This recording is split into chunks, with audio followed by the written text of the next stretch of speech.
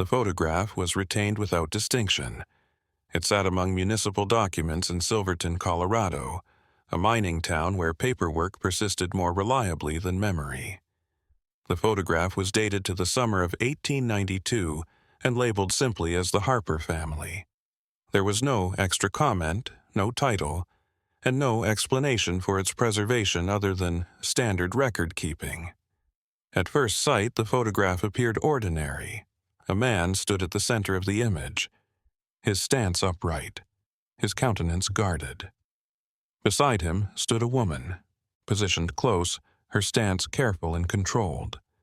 In front of them were 3 children grouped by height, their attire tidy, their bodies still.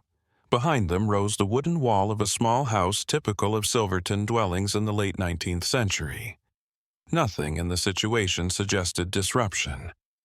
This was the kind of portrait families commissioned to establish stability. It presented order, continuity, and dignity. It did not bring attention to itself. The grown-ups faced the camera straight. Their expressions were controlled, neither warm nor cold, but proper. The 2 elder youngsters stood in front of them, facing straight ahead, their gazes focused forward, their posture tight. They appeared attentive of instruction and eager on following it. Only the youngest youngster did not look at the camera. The smallest figure tilted their head slightly to the left. Instead of looking up or down, the eyes were fixed on something that was beyond the frame's edge. The body remained still, as if the child had been precisely positioned while being free to gaze. The difference was slight. It did not distort the photograph enough to grab attention at the time it was taken. Stillness would have been necessary for the exposure. The photographer would have watched for movement. The adults would have held their expressions. The 2 elder children would have obeyed. The youngest did not. That deviation was not dramatic. It did not convey dread or tension. It suggested attention. The shot was taken and accepted as finished. For decades it stayed so, but when inspected closely more than a century later, the detail refused to fade. The look of the youngest youngster did not read as accident or distraction. It read as orientation, as if the child were looking at someone they expected to see. The Harper family records reported no missing members. Census documents from the period matched the figures in the photograph. On paper, the household was whole. No absence was noted, and yet the snapshot itself raised skepticism. It did not show what was absent. It demonstrated that a child's attention had been diverted from the intended area. That was enough to pose a query the image could not answer on its own. Who or what stood beyond the frame? The feature that set the shot apart was modest enough to be overlooked. It did not involve the grown-ups whose expressions followed the traditions of the day. It did not involve the 2 elder children who stood obediently and faced forward as told. Their gazes were glued, and their posture conveyed awareness of the moment and the expectation to remain motionless. The youngest youngster acted in a different way. The head was only slightly cocked, yet the eyes were plainly diverted away from the camera. The stare did not stray or soften. It did not wander across the ground or toward the photographer. It found a single spot and stayed there. That stability was important. In images from the late 19th century, youngsters often struggled to retain focus. Long exposure durations tested patience. Movement was prevalent and usually noticeable in fuzzy edges or unequal posture. None of that appeared here. The youngest child's body stayed still. Only the eyes refused alignment. This was not restlessness. The direction of the gaze was level and intentional. It signified something at eye height rather than following motion or distraction. The eyes did not track movement. They held their position as if responding to a presence that did not require explanation. The contrast between the children was startling. The 2 older children looked straight ahead, their expressions calm. They appeared to realize that the camera expected attention and compliance. Their gazes implied instruction followed rather than curiosity expressed. That notion was not shared by the youngest child. There was no indication of worry or dread. The expression was neutral, serene, and concentrated. The toddler didn't look surprised or perplexed. The stare indicated familiarity rather than astonishment. This distinction would not have mattered much at the time the picture was taken. Meaning, youngsters were erratic. Minor deviations were accepted so long as the exposure was not damaged. The photograph was likely approved without remark. But observed now, the distinction became crucial. Only one child failed to look where they were intended to look. Only one child directed attention elsewhere. The inference was not that the youngster had been distracted, but that the infant had responded instinctively to something that did not require training. Whatever kept their attention did so without movement, and sans sound, it did not intrude. It simply existed. At this point, the picture stopped being passive. It did not accuse. It did not reveal what lied beyond the frame. It established merely that the youngest child attention had been claimed by anything other than the camera. That feature alone was enough to affect how the image was understood. Because children do not look away from what they fear, they look away from what they know. Once the intention behind the stare has been determined, the shot was inspected again, not for expressiveness, but for space. Photographs in the late 19th century followed practical rules. In order to accommodate extended exposure periods and restricted frame flexibility, subjects were purposefully placed. Space was computed. Nothing in the picture happened by chance. The Harper family portrait represented that discipline. The characters formed a loose arc centered on the father. The woman opposite him stood slightly offset, keeping balance without crowding. The two older children were placed, front and equally spaced. The youngest child stood at the far left of the group, completing what should have been a symmetrical arrangement. But the arrangement did not close. There was open space to the youngest child's left. The camera had been positioned far enough back to include additional room beyond the family. The wall in the background continued unbroken. The frame did not cut neatly around the figures. There was no trace of misalignment or cropping fault. The space had been left purposefully compared to other family photographs from the same area and time period. The proportion was consistent with room allotted for another subject. The distance was neither excessive nor coincidental. It was accurate. The youngest infant's sight aligned exactly with that space. The eyes encountered the vacant area at adult height. The angle of the head matched the vertical plane of someone standing rather than anything on the ground. The eyes did not slip into the distance. It terminated within the frame boundary. This alignment was not coincidental. If the youngster had been distracted by sound or movement, the gaze would have tilted or changed. The focus would have shifted if it had been drawn to something moving through the scene. Neither happened. The stare stayed focused. The two elder children did not admit the same point. Their gaze remained forward. Their stance was stiff. They seemed to know when it was okay to pay attention. The grown-up bodies strengthened that limit. Both faced the camera immediately. Neither leaned toward the open space. Neither turned a shoulder outward. The composition was sealed by their direction, which closed the group inward. The snapshot projected completeness while physically leaving room for what it refused to show. At this stage, the image gave no explanation. It was unclear who was supposed to be standing there. It did not indicate why that person did not. It only maintained the framework of a choice that had already been made prior to the shot being taken. Someone had been considered. Someone had been excluded. The youngest child had glanced anyway. To determine who that area belonged to, it would be required to step beyond the snapshot and into the records that documented the Harper home before the image was taken. The years preceding the summer of 1892 held the key to the solution. The records that preceding the snapshot told a different story. Before the summer of 1892, the Harper home was not composed, as the painting implied. Previous records mentioned another woman residing at the same address, sharing the same family name. Her name was Eleanor Harper. Eleanor was the wife of the guy in the middle of the picture, according to census statistics from the middle of the 1880s. The marriage was verified by church registries. Birth documents named her as the mother of all 3 children who appeared in the image. There was no ambiguity. Eleanor Harper was not a relative or a temporary resident. The first wife was her. She was the legal spouse.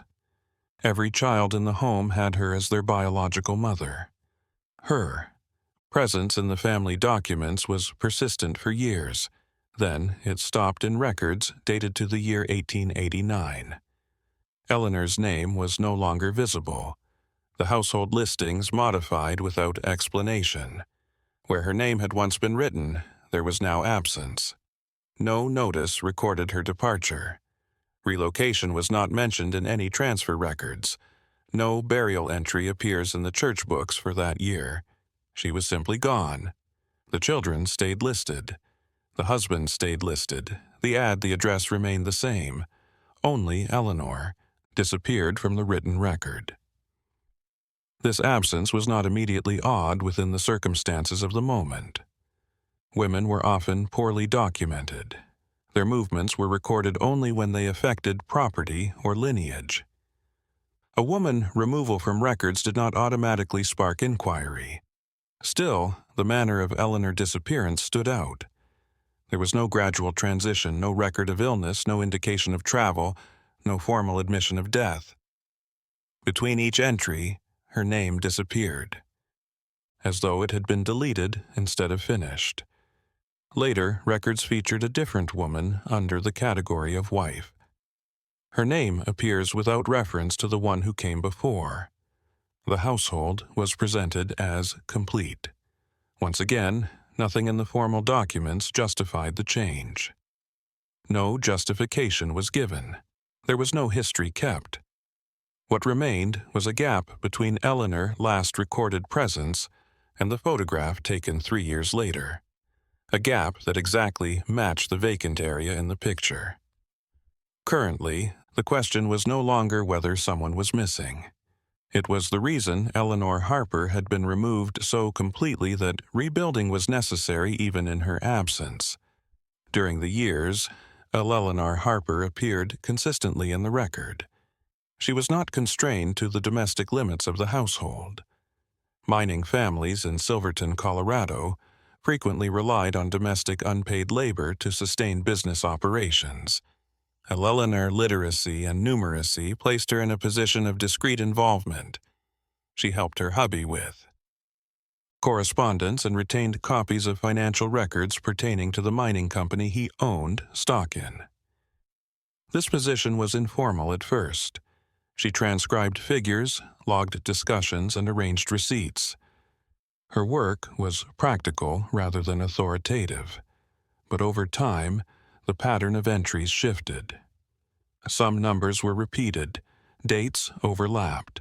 Where production records indicated otherwise, losses were noted.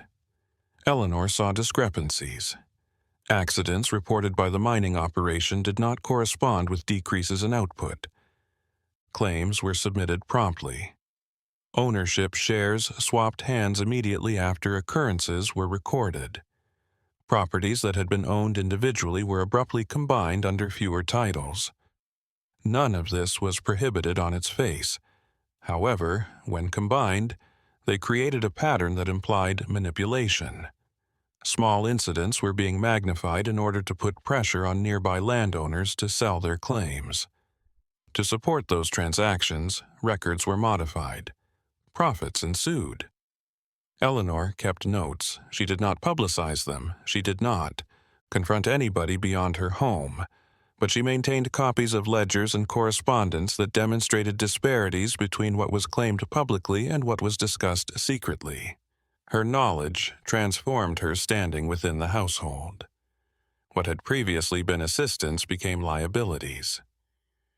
Eleanor was no longer merely a wife supporting her husband's work.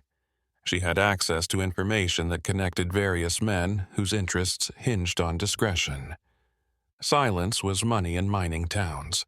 Those who disrupted it received no treatment. Please. Eleanor, awareness placed her outside the limitations expected of her. She didn't make investments. She didn't own any shares.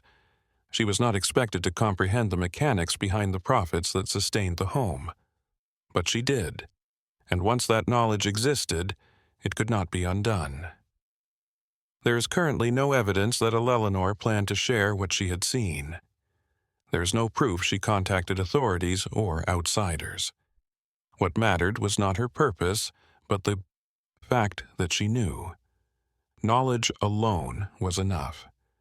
Within a system founded on silent cooperation, Eleanor Harper became unpredictable.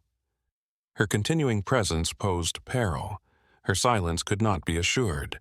She was more than just a member of the Harper family by the end of 1888. She was an issue. The Harper household's transformation did not happen overnight.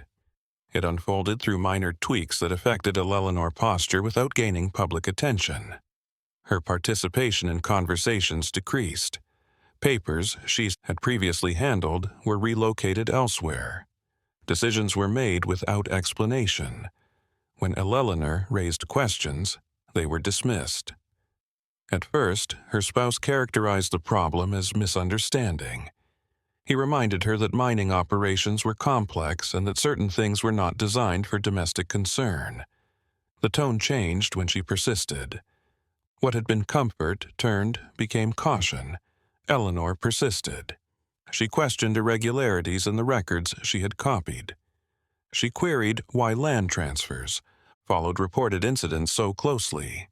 She brought out figures that did not reconcile. These were not accusations. These were findings based on data that she had personally documented. The response was isolation. Eleanor was discouraged from attending meetings. Correspondence stopped passing through her hands. Financial problems were kept out of sight. Her involvement in the household business was gently withdrawn. The tension did not remain private. Neighbors later recounted raised voices late in the evenings, not continuous and not forceful, yet persistent enough to be remembered. Arguments that ended quickly when others approached. A sense that something within the house had hardened. Eleanor's status within the community evolved as well.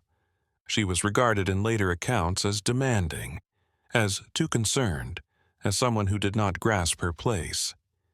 These characterizations came without context and helped to distance her from others who would otherwise have listened. Eleanor discovered that she was becoming more and more alone. The children were advised to remain silent during discussions. The rituals of daily life remained, but the margins shrunk. Eleanor's presence became tolerated rather than welcomed. By the beginning of 1889, the situation had reached a stage where it could not be resolved quietly. Eleanor possessed knowledge she would not relinquish. Her silence was crucial to the interests of those around her. The home could no longer contain both. Something would have to give. The talks that Eleanor Harper's fate was not sealed in her house. They occurred in offices and meeting rooms connected to the mining activity where profit depended on collaboration and secrecy. In these settings, choices were framed as necessities rather than choices, and the risk to the group was balanced against the personal consequences. Eleanor's knowledge had moved beyond her household. The disparities she identified were not isolated errors. They have similar interests. Several men stood to benefit from the same pattern. Of transactions she had begun to question. If her concerns reached the wrong ears, the consequences would not be limited to one family. The problem was not Eleanor's voice. It was her persistence. In those meetings, she was described not as a person but as a complication. Someone unstable, someone emotional, someone who misunderstood figures that others understood perfectly well. These characterizations were not meant to be accurate. They were meant to justify removal. Options were discussed cautiously. Silencing through persuasion had not succeeded.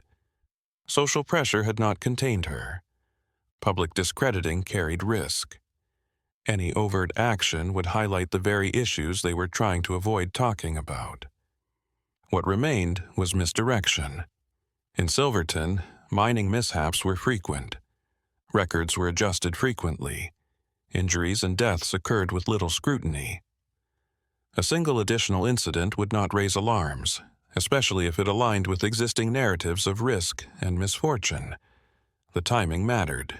A minor structural issue had already been found in a single shaft. Repairs were scheduled. There were restrictions on access. Instability would already be reflected in the documentation. Within that context, another incident could be absorbed without resistance.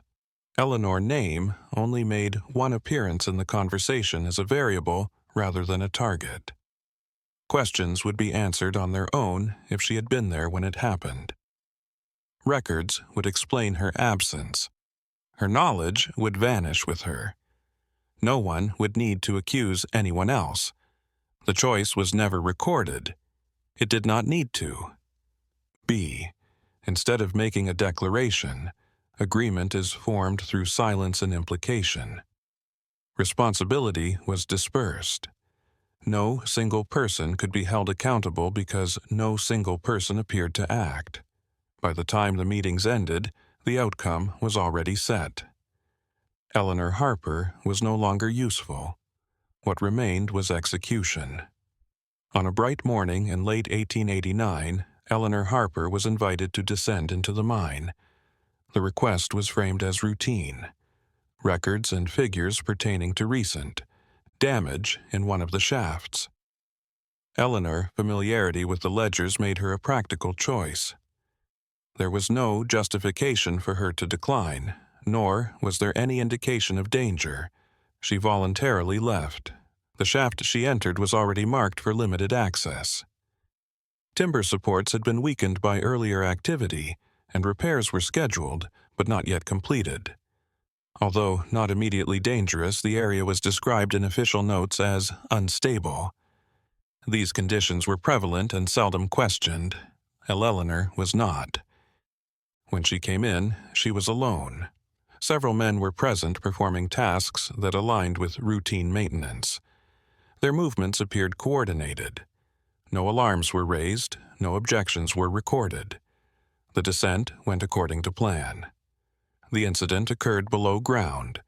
Subsequent accounts detailed a fall into a lower part of the shaft, a failure of support beams, and an abrupt collapse of earth and timber. Later that day, Eleanor's body was found. The report classified the death as accidental. There was no comprehensive description of her final moments. No witness statements were preserved beyond general acknowledgement of structural failure. The language was brief and impersonal. What was not included mattered as much as what was. No explanation was offered for why Eleanor had been positioned near the most unstable section. Who had last been by her side was not documented. No timeline reconstructed her movements within the shaft. Her demise was consistent with the story that had been prepared for it. Mining mishaps were common. Deaths were. Accepted as part of the work. Documentation frequently stopped when an explanation became difficult to understand. Eleanor Harper's death was noted and closed in a matter of days. The mine continued operations shortly afterward. The repairs were finished. The incident faded into routine. Above ground, life resumed. Below ground, what remained of Eleanor was buried along with the questions her presence had raised. The handling of Eleanor Harper's death followed a pattern that had become familiar in Silverton. The official record listed the cause as a structural failure-related mining accident. It was a succinct description, No detailed examination was ordered. There was no request for an independent review. The entry satisfied procedural requirements and little more. There was no post-mortem. At the time, such investigations were rare, especially in mining towns where dying underground was considered an occupational risk rather than an abnormality. The absence of additional inquiry was not remarkable. It was anticipated. What followed was quieter. Eleanor-related documents were consolidated and removed from circulation. Ledgers she had copied from were altered. Personal observations that there were no longer any reference inconsistencies in home documents. Correspondence that had passed through her hands stopped being archived. On record, nothing was officially destroyed. The impact was produced through omission. Within months of the tragedy, ownership structures tied to the mine moved. Disputed claims were settled.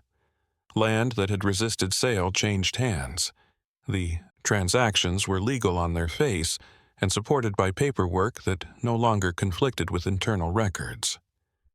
The time was exact. These alterations occurred after Eleanor died and not before. With her eliminated, there was no longer anyone positioned to dispute the statistics or connect the chain of events. What had formerly been erratic now appeared settled. The community accepted the conclusion. Mining accidents were common, and the death of a miner wife did not arouse scrutiny. Sympathy was hastily expressed, and life went on. Because the town relied on the mining, stability was more important than scrutiny. Eleanor's absence was considered resolved in the Harper home. In public documents, her name did not reappear. No memorial was established. No formal acknowledgement marked her passing beyond the original news. The children were listed as dependent. The household continued. What had been lost was not simply a person, but a version of events that could no longer be rebuilt through official means. Eleanor Harper had been erased from the record in all significant respects by the end of 1890. Only the ramifications of her knowledge remained embedded in interactions that now appeared commonplace. The quiet persisted. For a time, it worked. After Eleanor Harper's death, the home did not remain incomplete for long. By the early months of 1890, a new woman surfaced in the Harper records under the classification of wife. The changeover was managed effectively. There was no extended period of mourning. Recorded, no change was acknowledged in public. On paper, the family was back to how it had been. The remarriage provided a function beyond companionship. In a mining village, a household led by a widower with young children grabbed notice. Stability matters. Creditors, neighbors, and business partners were all soothed by appearances. A wife was a show of control, continuity, and order. The youngsters were incorporated into this new arrangement softly. Their regular rituals resumed. A mother was once mentioned in school records. Again, church attendance resumed without disruption. The whole home was on display. Eleanor's name did not come back. Within the home, her absence was addressed by instruction rather than explanation. What to say and what not to say were taught to the kids. Certain queries were discouraged. Some memories weren't welcomed. Silence became routine. As the years went, the necessity to formalize that silence deepened. The mining operation has steadied. Ownership disputes had been resolved. The household required a public marker to represent that steadiness. That would be accomplished using a visual record. Family portraits were not casual objects in Silverton. They were statements. They appeared in town records and even in business files. They displayed reliability. They implied permanency. It was consequently a conscious choice to commission a family photo. It was not meant to commemorate the past. It was designed to define the present. The piece would show the Harper household as entire, orderly, and untroubled. It would use an image in place of memory. It would offer a point of reference that records in the future might easily cite. By the summer of 1892, the conditions were right. The family was ready to be documented, not as it had been, but as it was intended to be remembered. On a sunny summer's day in 1892, the picture was captured. The Harper family stood in front of the house, which now stood for stability, as instructed. The layout was not left to chance. Assignments and modifications were made to positions until the composition fulfilled its objective. The father stood at the center. The lady who had replaced Eleanor stood alongside him, occupying the space that had once belonged to another. Her stance was upright, her expression controlled. As directed, she turned to face the camera. The two elder children were placed in front. They were instructed to maintain their expressions, stay still, and look directly ahead. They followed their directions without hesitation. By that time, kids had learned what was expected of them and what subjects were not to be. Acknowledged. The youngest youngster was positioned last. Small enough to be moved easily, the youngster was placed at the edge of the group where balance required. No extra guidance was given beyond where to stand. There was no concern that the child may not obey. The photographer prepared the exposure. The adults settled into quiet. The elder children fixed their gaze forward. The home presented itself exactly as anticipated. Then the moment held. The youngest youngster turned their gaze. It was not a movement. That gained attention at the time. The head did not turn sharply. The body did not shift. Only the eyes moved, slipping away from the camera and resting on a point to the left. That point was empty, but it had not always been. The child look did not register confusion. It did not suggest curiosity. It showed recognition, the gaze of someone who expected to see a familiar presence where none was permitted to exist. The photographer completed the exposure. The image was fixed. The grown-ups had succeeded in presenting a controlled version of the family. The composition erased a Eleanor position, replaced it, and sealed it within a single frame. But the child had not participated in that eraser. Without aim and without knowing, the youngest child had retained a vestige of what the snapshot was meant to deny. The image would be approved as complete, but it would not be closed. More than a century after the shot was taken, the records were brought together for the first time. What had originally existed as separate. Fragments were placed side by side. Mining reports, property transfers, census registrations, a death certificate that documented an accident without information. None of these papers alone suggested wrongdoing. Together, they created a series that could no longer be disregarded as coincidence. Eleanor Harper's name reappeared. It was not restored by a confession or a verdict. It reappeared through correlation, through the synchronization of dates, through the awareness that her departure from records coincided perfectly with the resolution of disputes that had once hinged on her silence. The photograph shot in the summer of 1892 was no longer viewed as a family portrait. It was seen as a message, an attempt to present closure where none existed, an effort to replace memory with image. The composition now indicated intention rather than harmony. The gap left unfilled beside the family no longer read as neutral. It marked the status of a woman who had been removed not only from the household, but from the official version of events, the youngest. Child sight became the core of that knowledge. It did not uncover the method of Eleanor's death. It did not name those responsible. It did something quieter and more durable. It refused eraser. The child had not known what was being withheld. There was no sense of motive or consequence. There was simply recognition of absence. That identification was retained unintentionally and carried forward across time. History often records what is declared. It rarely records what is excluded.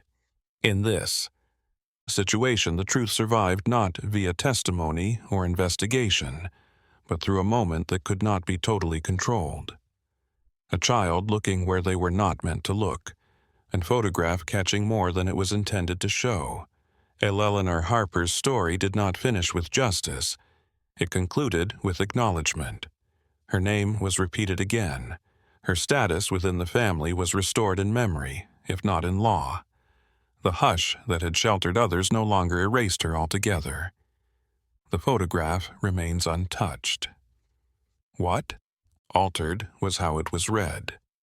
And in that interpretation, a woman previously taken from the record reappeared not through accusation, but through attention.